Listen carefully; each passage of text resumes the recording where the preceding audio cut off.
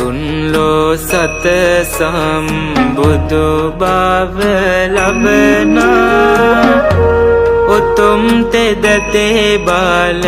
උතුමන් සොයනා තුසිත දෙව්පුරේ වැඩ සිට දකිනා දොහොත් මොදුන් දෙහි දෙව්පුත් නමතා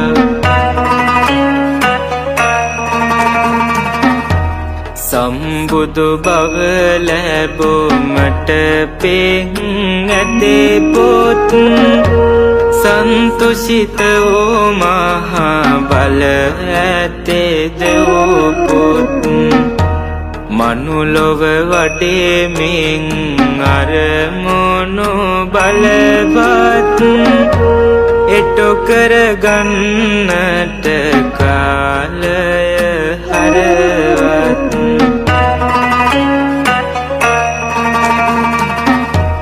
දෙව් රජ පස් මහා බැලුම් බලන්නේ කාලය දීපය දේශය සෙව්වේ උතුම් කුලේ මෞතුමියක් සෙව්වේ සසර පතන් එන මව්මුණ ගැසුනේ ඉටු කරමින් හැම භවයේම පැතුම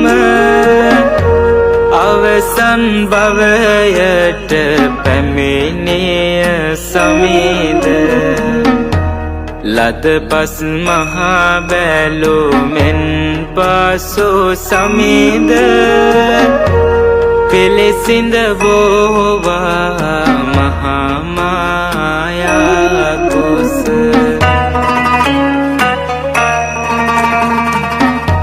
නුදුරෙහි ගණරන්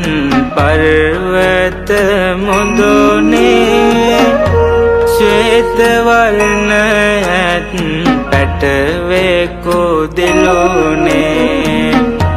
රිදී දමක් වන් සොඬ මත තබමින් සුදුවන් නෙලොමක්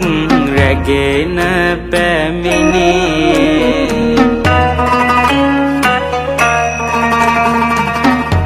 සතපේ වුන්නගේ අහන්තලය